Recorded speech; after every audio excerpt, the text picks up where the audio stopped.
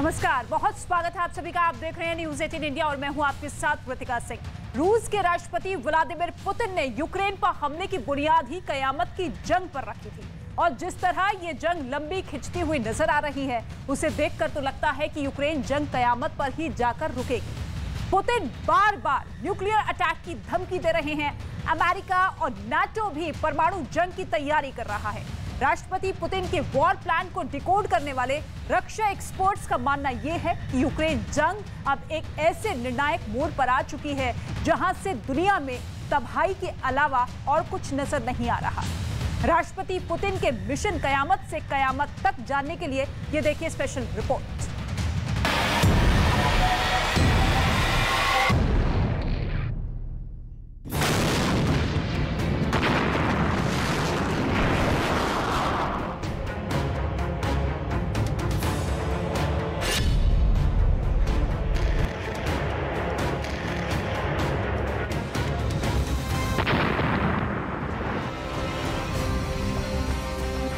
शुरू हुआ तबाही का काउंटडाउन।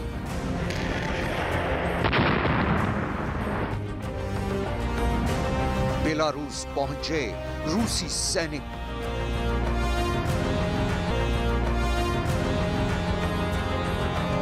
यूक्रेन में बरसेगा बर्बादी का बारूद।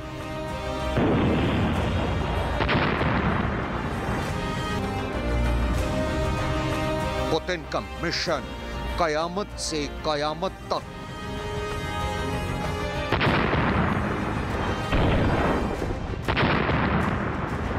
यूक्रेन जंग को शुरू हुए 250 दिन पूरे होने वाले हैं और इस दौरान दुनिया यूक्रेन के शहरों को खंडहरों में तब्दील होने वाली तस्वीरों को देखकर दहल रही है। जंग की शुरुआत में ऐसा लग रहा था कि यूक्रेन दुनिया की सुपर पावर माने जाने वाले रूस के सामने महज कुछ दिनों में घुटने टेक देगा, लेकिन नेटो और अमेरिका से मिले हथियारों की बदौलत यूक्रेन की सेना न सिर्फ जंग मैदान में रूसी फौज के सामने टिकी हुई है, बल्कि अब धीरे धीरे यूक्रेन जंग का रुख पलटता नजर आ रहा है।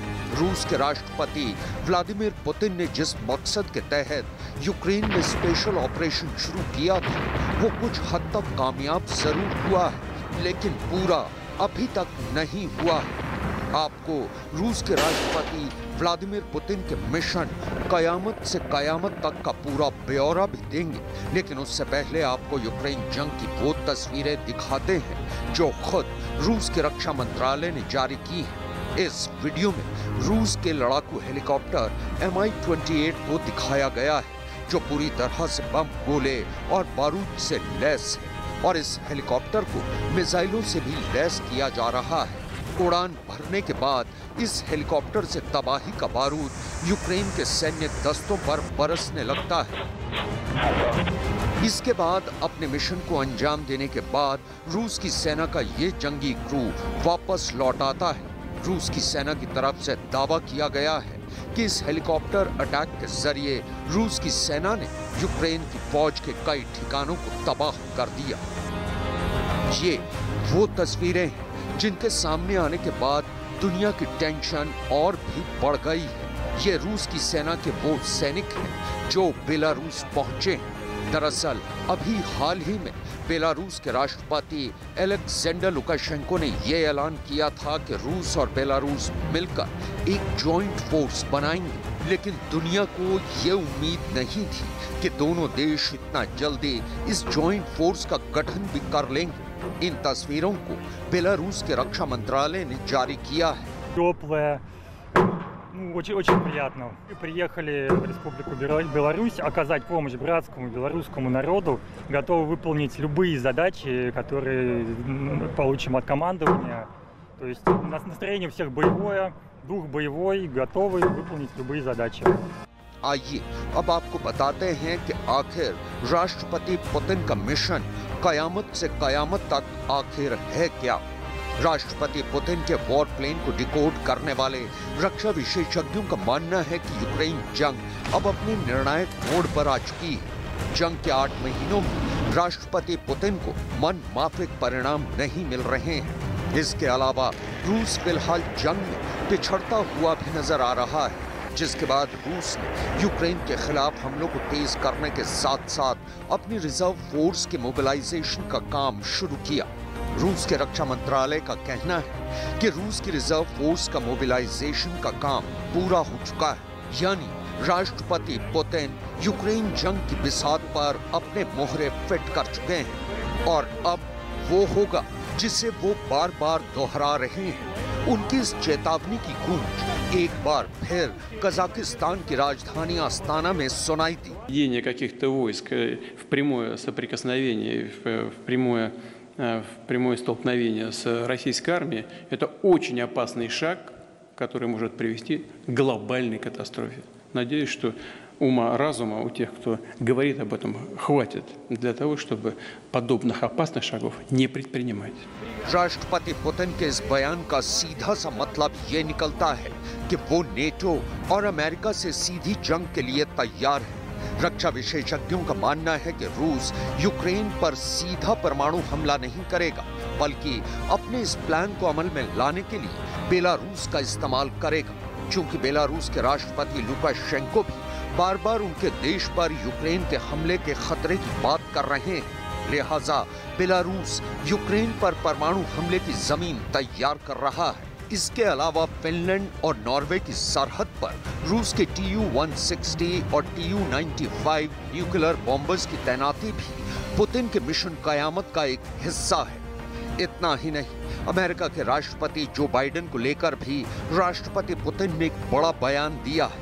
पुतिन ने कहा कि वो बाइडेन से बात करने की इच्छुक नहीं है, लेकिन बाइडेन अगर चाहें तो उनसे बात कर सकते हैं। इसके साथ ही पुतिन ने ये भी कहा है कि अभी फिलहाल उन्होंने G20 सदस्य देशों में से किसी से बात नहीं की है। आपको बता दें कि नवंबर में G20 समिट होने जा रहा है, जिसमें बाइडेन और पुतिन का आमना सामना हो सकता है। Надо его спросить, готов он со мной проводить такие переговоры или нет. Я не вижу необходимости, честно говоря, по большому счету. Пока платформы для каких-то переговоров нет, окончательно не решен еще вопрос о моей поездке туда. Ну, Россия наверняка будет принимать участие в этой работе. रक्षा विशेषज्ञों का यह भी मानना है कि रूस के राष्ट्रपति पुतिन इस वक्त जो भी बयान दे रहे हैं, उन्हें ध्यान से सुनने और समझने की जरूरत है, क्योंकि उनके बयानों में ही उनके मिशन की सारी डिटेल छिपी है। राष्ट्रपति पुतिन यूक्रेन पर जंग रोकने और सरेंडर करने का दबाव बना रहे हैं, और अगर ये जंग लंबी खिंची तो जाहिर सी बात है कि राष्ट्रपति पुतिन यूक्रेन पर अपने न्यूक्लियर टैक्टिकल परमाणु बमों के जरिए हमला भी कर सकते हैं। हालांकि राष्ट्रपति पुतिन का यह भी कहना है कि यूक्रेन को नष्ट करना रूस का मकसद नहीं, लेकिन राष्ट्रपति पुतिन के अगले बयान को सुनने के बाद आपको ये समझ आ जाएगा कि पुतिन कैसे नेटो में दरार डालने का काम भी कर रहे हैं। Мы же знаем и позицию Киева. Они все время говорили о том, что они хотят переговоров и вроде как просили об этом, а теперь приняли решение официальное, которое запрещает вести эти переговоры. Ну, о чем же можно здесь говорить? Конечно, это поставит под большой вопрос дальнейшее функционирование этого коридора. Мы всегда говорили, что открыто. Мы даже ведь в Стамбуле достигли определенных договоренностей. Эти договоренности фактически были чуть ли не парафированы. Все, как только войска от Киева отошли.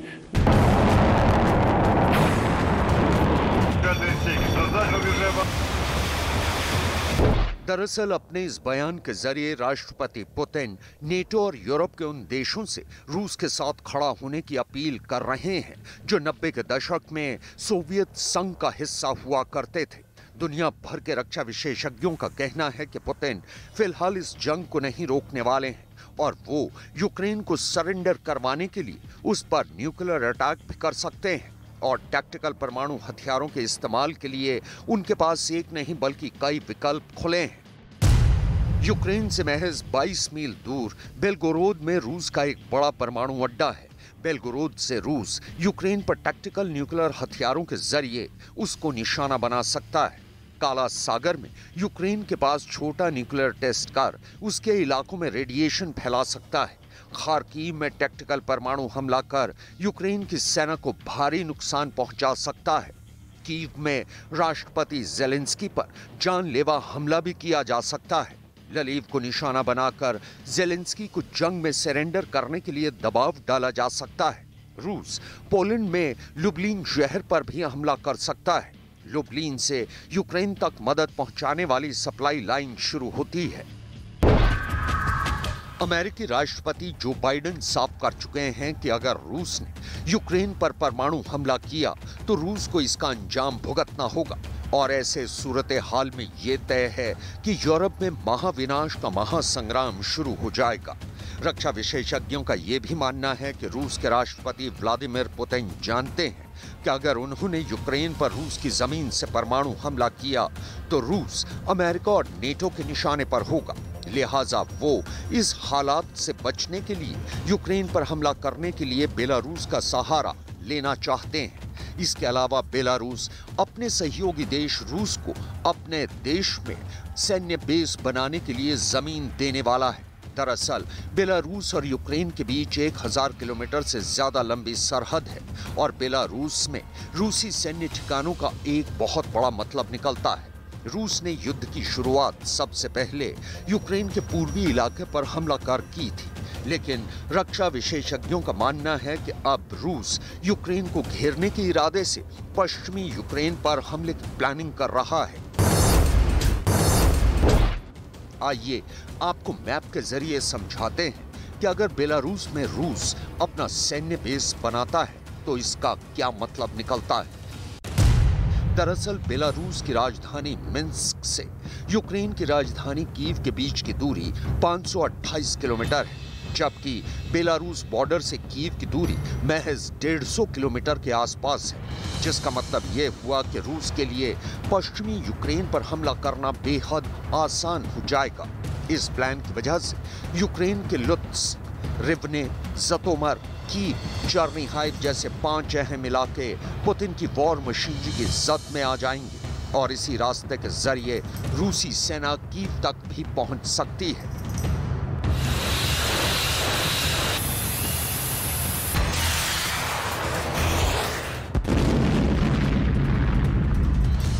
नेटो की सबसे बड़ी चिंता यह है कि अगर बेलारूस इस जंग में शामिल हुआ तो संगठन के सदस्य देशों तक इसकी आंच आएगी।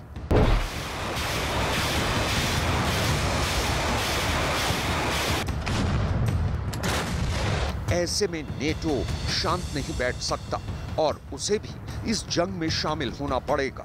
दरअसल 17 अक्टूबर से नेटो एक बड़ा युद्धाभ्यास भी शुरू करने जा रहा है। नेटो की इस एक्सरसाइज में एटमी हमला करने वाले जंगी जहाज भी शामिल होंगे, यानी नेटो अपने इस युद्धाभ्यास के जरिए राष्ट्रपति पुतिन को अपनी ताकत का एहसास करवाना चाहता है, यानी दुनिया वाकई कयामत की जंग की कगार पर खड़ी है।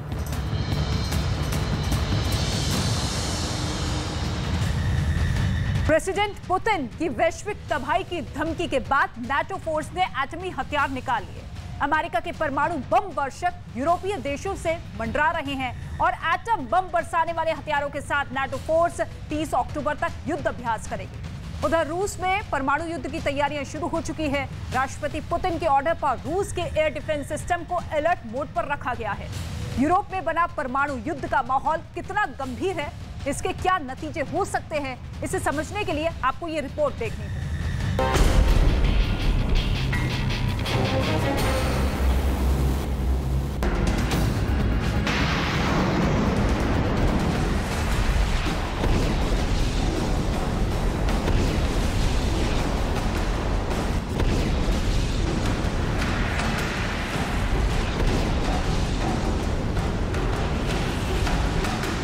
अब विनाश सिर्फ यूक्रेन में नहीं होगा।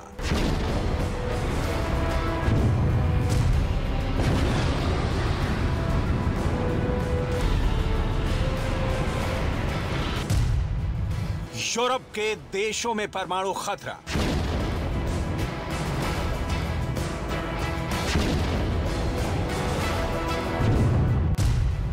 वैश्विक तबाही का अल्टीमेटम,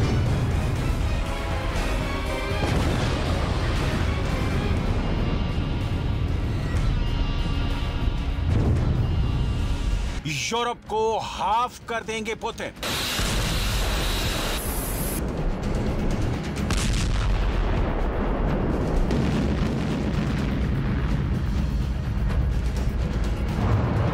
प्रेसिडेंट पुतिन धुन के पक्के हैं, दावे को सच कर दिखाते हैं। सिर्फ धमकी नहीं, धमाके कर दुनिया दहलाते हैं।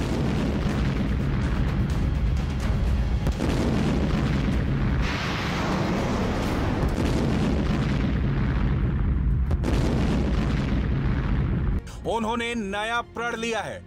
पुतिन ने अमेरिका का घमंड चूर चूर करने का ऐलान किया है। इसके लिए अब उन्हें चाहे एटम बमों का पूरा गोदाम ही क्यों ना बर्बाद करना पड़े। मगर हैरानी की बात यह है कि इस दफे पुतिन से ज्यादा नेटो फोर्स एटमी युद्ध को उतावली नजर आ रही है।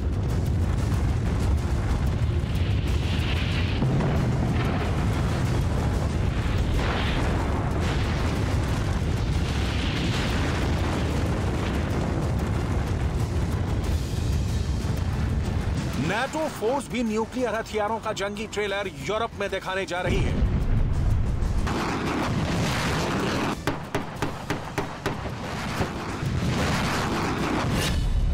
इसे क्या समझा जाए? क्या परमाणु युद्ध का सायरन बजा?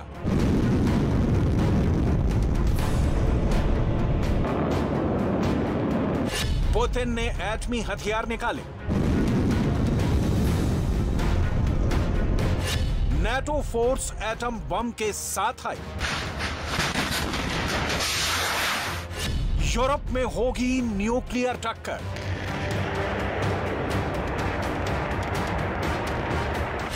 अब अमेरिका से भिड़ेगा रूस।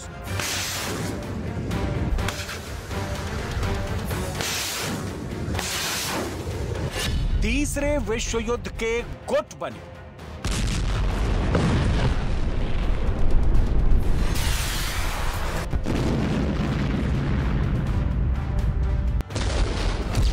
हो गई मुनादी, बैटलफील्ड में आ गए फौलादी। इस बार युद्ध के हथियार वैश्विक तबाही के हैं। वो बम जो फटता है तो त्राहिमाम मच जाता है, जिसके जद में आने पर इंसान भाप बन जाता है। धरती पर प्रलय लाने वाले हथियारों की नुमाइश शुरू हो चुकी है।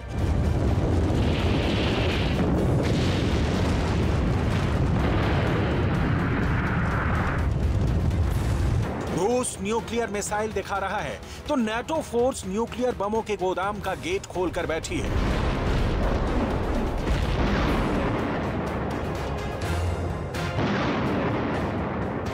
आखिर यूक्रेन युद्ध में ऐसा क्या हुआ? क्यों सीधी लड़ाई में अमेरिका उतरने को बेताब है?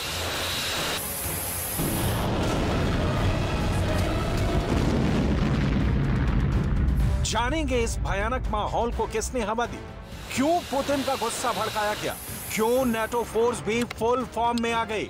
मगर उससे पहले जानते हैं रूस इस बार परमाणु हमले के लिए किस कदर सीरियस है। रूस में एटमी युद्ध की तैयारियां शुरू। फ्रंट पर एयर डिफेंस जैमर, संयुक्त टास्क फोर्स तैनात। रूस को अभेद्य किला बनाया।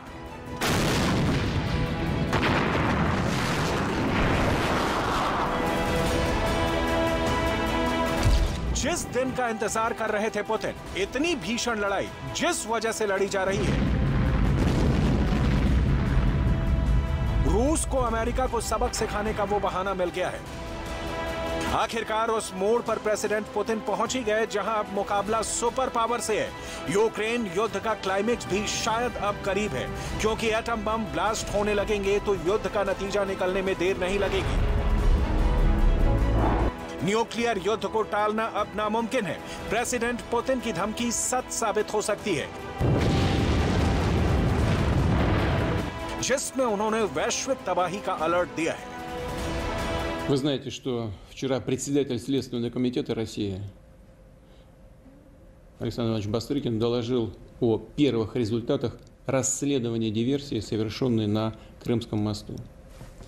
Данные криминалистической и других экспертиз, а также оперативная информация говорят о том, что взрыв, устроенный 8 октября, это террористический акт.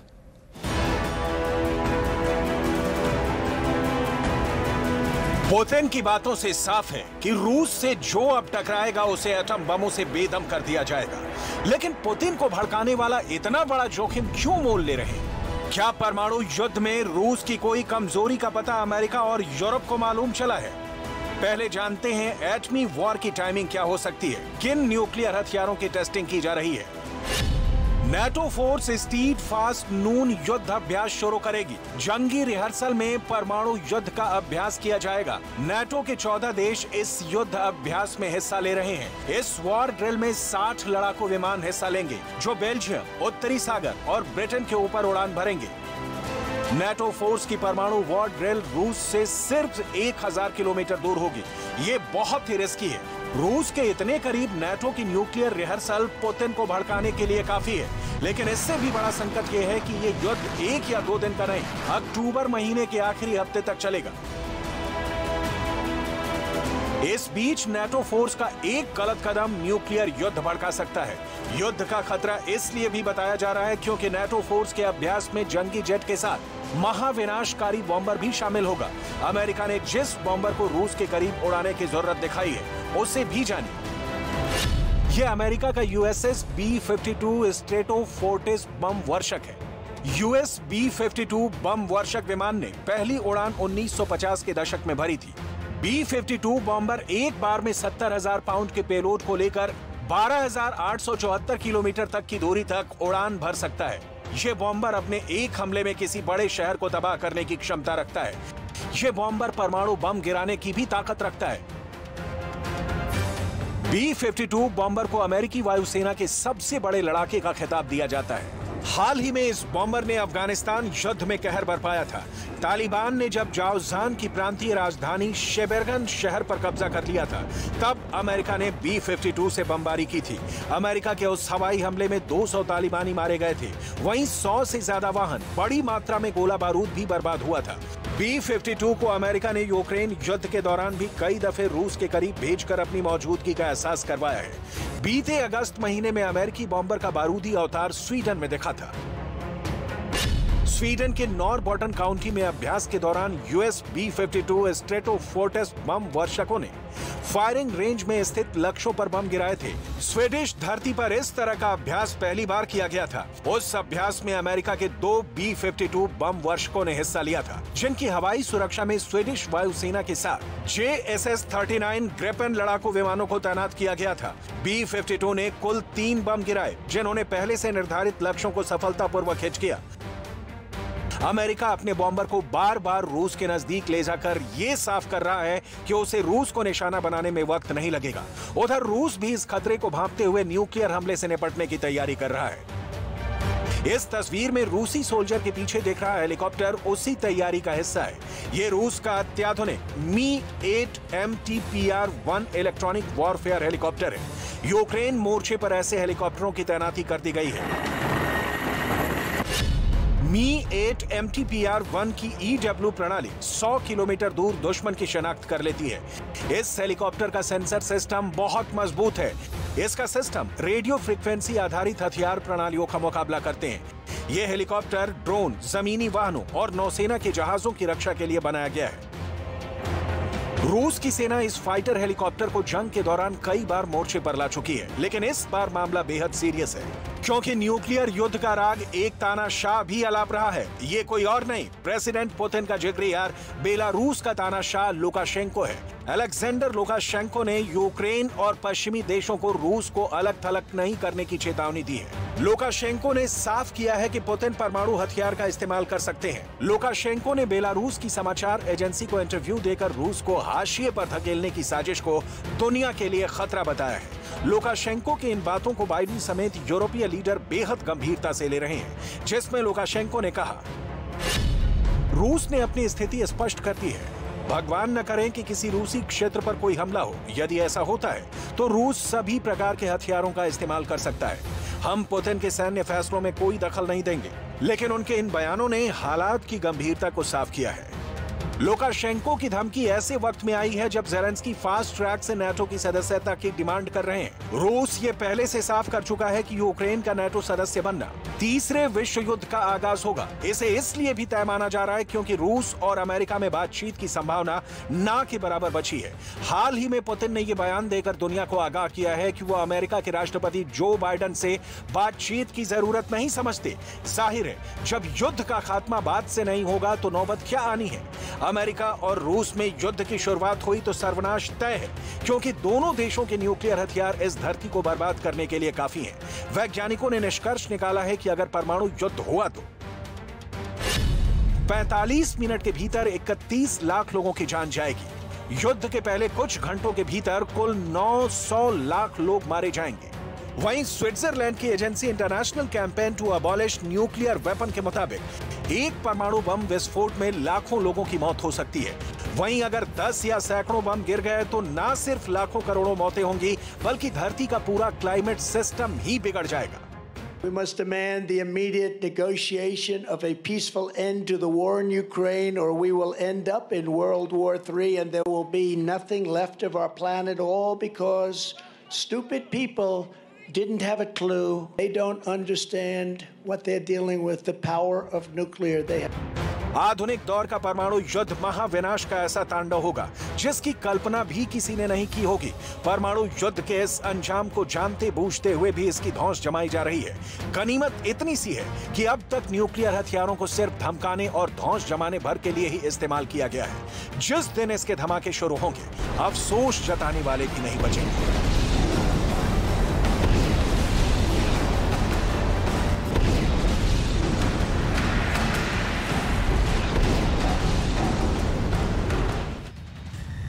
तो यूक्रेन में अब ज़ेलेंस्की क्या करेंगे? पूरी रणनीति वॉशिंगटन में तैयार हो चुकी है। पेंटागन रूस के एक एक हथियार का तोड़ निकालने के लिए दिन रात मीटिंग्स पर मीटिंग्स कर रहा है। तो दूसरी तरफ पुतिन के कैंप में अमेरिका के दो नए हथियारों ने टेंशन पैदा कर दी है। ये दोनों हथियार एक से बढ़कर एक है। अगर इस महीने के आखिरी तक ये हथियार ज़ेलेंस्की को मिल गए तो ये मानकर चलिए कि पुतिन की एक भी मिसाइल राजधानी कीव की जमीन नहीं छू पाएगी। अमेरिका के ये दो सुपर वेपन कौन से हैं? स्पेशल रिपोर्ट में आप देखिए।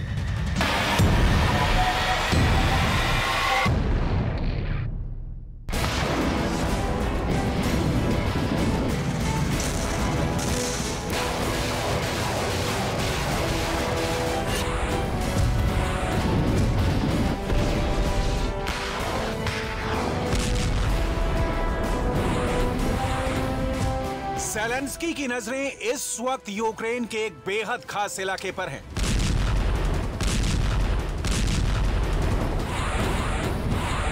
ये एक ऐसा इलाका है जिस पर कब्जा होने के बाद पुतिन के खिलाफ रूस के अंदर ही बगावत हो सकती है।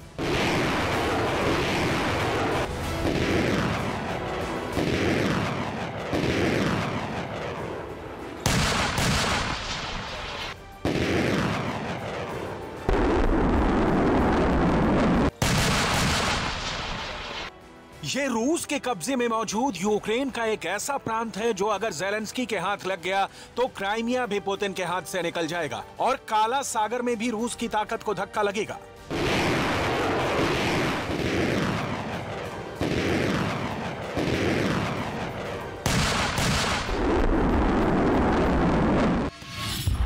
खेरसॉन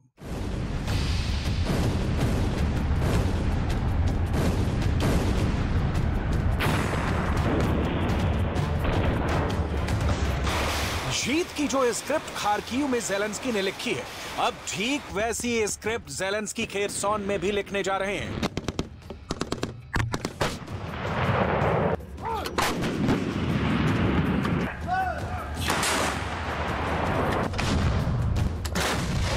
जिस दिव्यास्त्र से ज़ेलेंस्की ने खार्किव का किला जीता था, अब बिल्कुल उसी दिव्यास्त्र से ज़ेलेंस्की खेरसॉन जीतने का प्लान बना रहे हैं।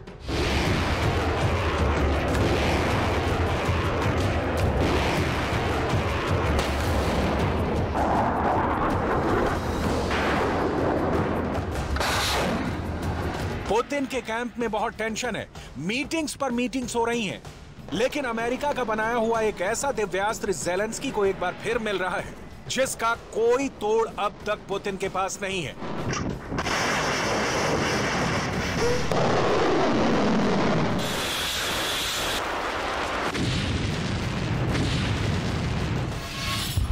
ये दिव्यास्त्र है, सुपर वेपन हार्म।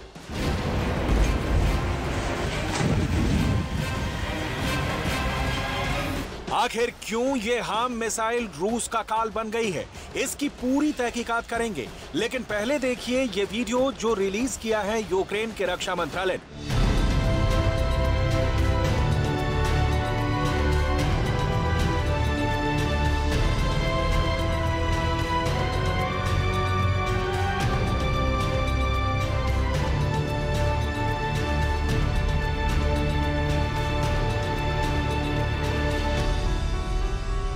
ये वीडियो यूक्रेन के उन लड़ाकों के सम्मान में जारी किया गया है जिन्होंने यूक्रेन की एक एक इंच धरती की सुरक्षा के लिए अपनी जान कुर्बान कर दी है।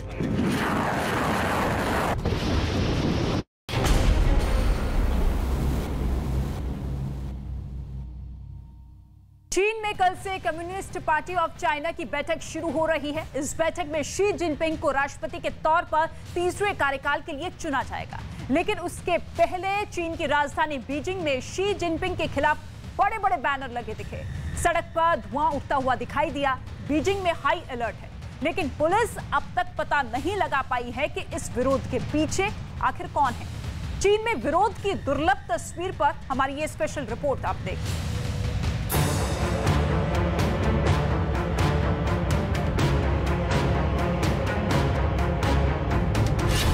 चीन में बगावत की आग सुलग रही है। सड़क पर धुआं उठ रहा है। शी जिनपिंग की सत्ता को उखाड़ फेंकने वाले बैनर लगे हैं। पुलिस ने पूरे इलाके को घेर लिया है। राहगीरों को रोककर पुलिस पूछताछ कर रही है। राजधानी बीजिंग में हाई अलर्ट घोषित किया गया है। सोशल मीडिया पर कई तरह के बैन लगा दिए गए हैं।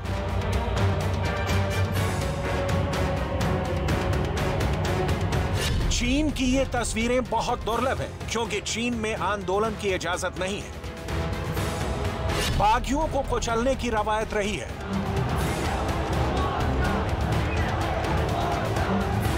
लेकिन अब लगता है कि चीन की जनता पीपल्स लिबरेशन आर्मी की दमनकारी कार्रवाइयों से डरने वाली नहीं है। खुलेआम सड़क पर उतर आई है।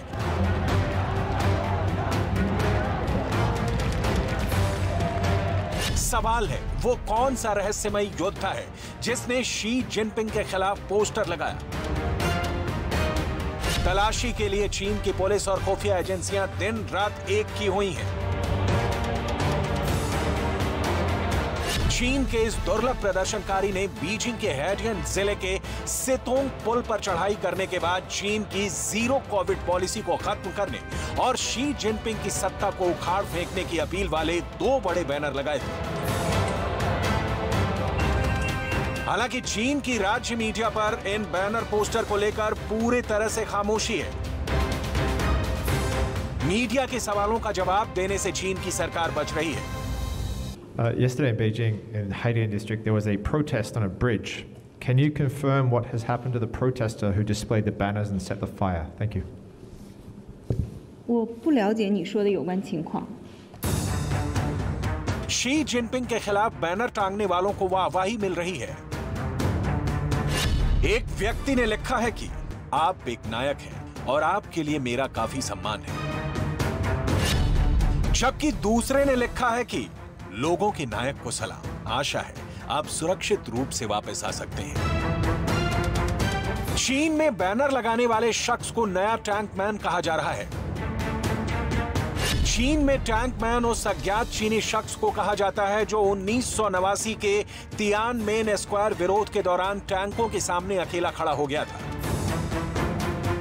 आलम यह है कि सोशल मीडिया प्लेटफॉर्म और मैसेजिंग ऐप वीचैट पर भी विरोध करने वालों के अकाउंट्स को अस्थायी रूप से प्रतिबंधित कर दिया गया है, क्योंकि उन्होंने विरोध की तस्वीरें साझा की या विरोध के लिए संदेश पोस्ट किए। हालांकि चीन में भी ये तस्वीरें अब ज्यादातर लोगों के पास पहुंच चुकी हैं।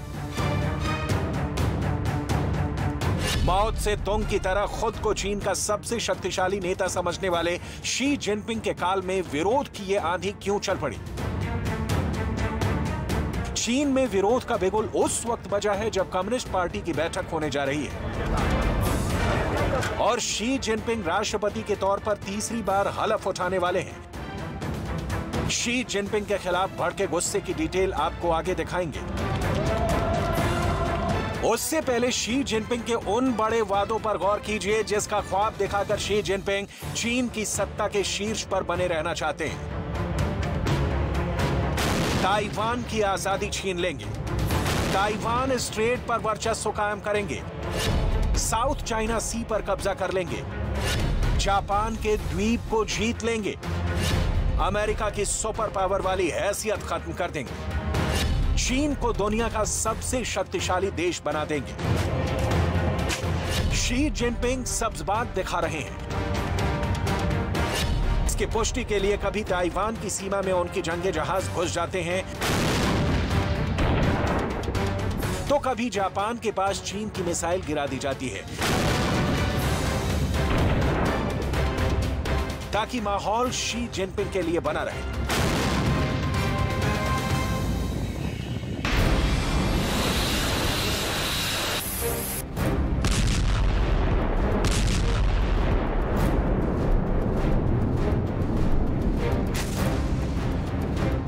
अब चीन की पीपल्स लिबरेशन आर्मी ने दावा किया है कि उसने ऐसा अद्भुत मैन बैटल टैंक तैयार कर लिया है।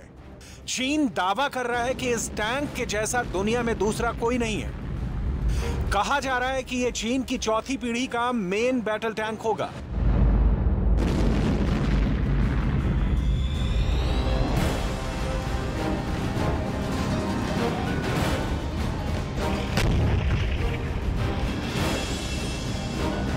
जिसकी तुलना दुनिया के सबसे पावरफुल दो टैंक्स अमेरिका के अब्राम एक्स और रूस के T-14 आर्माटा से की जा रही है। इन दोनों टैंक्स की डिटेल आपको बताएंगे। उसके पहले चीन जिस नए टैंक से पर्दा उठाने जा रहा है उसकी डिटेल देख लीजिए।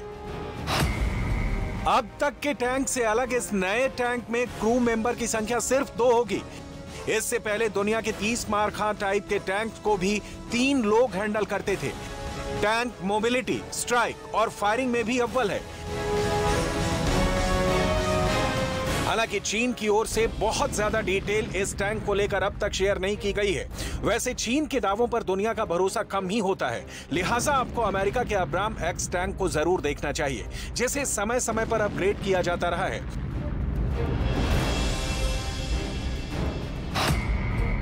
इस टैंक में मुख्य हथियार के रूप में 120 mm की M256 स्मूथ बोर गन लगी हुई है। ये गन 3 किलोमीटर तक मार करने में सक्षम है। इसके अलावा इसमें 120 मिलीमीटर की बंदूक भी लगी हुई है जो किसी लो फ्लाइंग ऑब्जेक्ट को मार गिरा सकती है।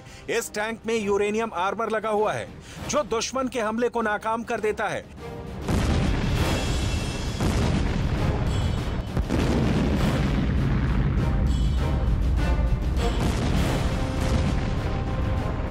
अब्राम एक्स के बारे में कहा जा रहा है कि अमेरिका ने इसे खासकर रूस को तबाह करने के लिए डिजाइन किया है, लेकिन टैंकों के मामले में रूस भी कमजोर नहीं है। ये दीगर बात है कि यूक्रेन युद्ध में रूस ने अपने कई टैंक्स खो दिए। यूक्रेन ने इन टैंकों को बर्बाद कर दिया।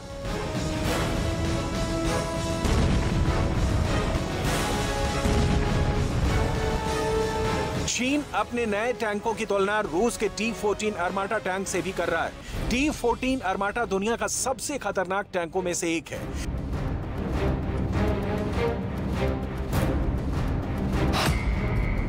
ये टैंक पूरी तरह से डिजिटल उपकरणों से लैस है।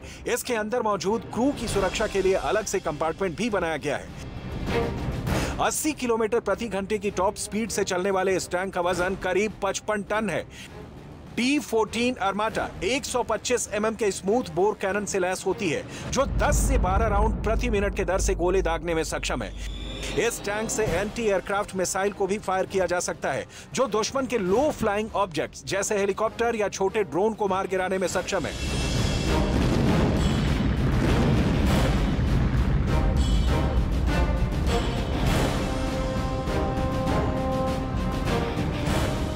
चीन का नया टैंक मैदान में कितना शक्तिशाली होगा ये तो फिलहाल बता पाना मुश्किल है। चीन अब तक टाइप 99 और टाइप 99A जैसे टैंकों का इस्तेमाल कर रहा है। इसमें कोई दो राय नहीं हो सकती कि शी जिनपिंग के सत्ता काल में चीन बहुत तेजी से आगे बढ़ा है, हथियारों का जखीरा जमा किया है और इसका प्रदर्शन भी करता रहा है।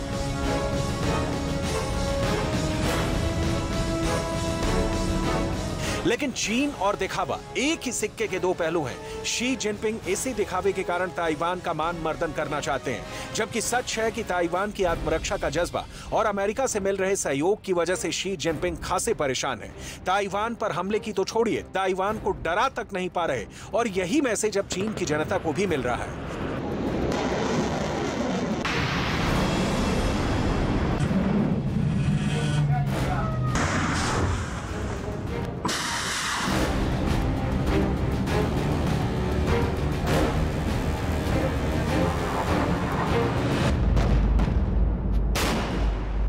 लिहाजा चीन की सड़कें स्लोली ही सही विरोध की गवाह बनती जा रही हैं। इस बीच शी जिनपिंग का चीन का तीसरी बार राष्ट्रपति बनना करीब करीब तय माना जा रहा है, जबकि शी की नीतियों से जनता नाराज है और चीन का कानून कहता है कि यहां विरोध और आंदोलन की कीमत सिर्फ और सिर्फ मौत होती है। अब देखना यह है कि प्रदर्शन की सुलगती आग क्या शोलों में तब्दील होने वाली है या तियानमेन स्क्वायर पर अब की बार भी जनता के अधिकार की लड़ाई को कुचल दिया जाएगा। वैसे चीन में इस समय सिर्फ ये बैनर वाला विरोध प्रदर्शन नहीं हो रहा है। कुछ दिन पहले तक तख्ता पलट की खबरों ने ऐसा जोर पकड़ा था कि शी जिनपिंग की विदाई के अनुमान लगने लगे थे। दरअसल समरकंद में SCO मीटिंग से लौटे शी जिनपिंग किसी भी सार्वजनिक मंच पर नजर नहीं आए थे, जिसके बाद सोशल मीडिया पर अफवाहों का दौर शुरू हो गया था। अफवाह ये थी कि चीन में सेना ने तख्ता पलट कर दिया है। वहीं अफवाह ये भी थी कि 16 अक्टूबर से शी जिनपिंग अपना तीसरा कार्यकाल शुरू नहीं कर पाएंगे और उनकी जगह किसी दूसरे को राष्ट्रपति की कुर्सी पर बैठाया जा सकता है।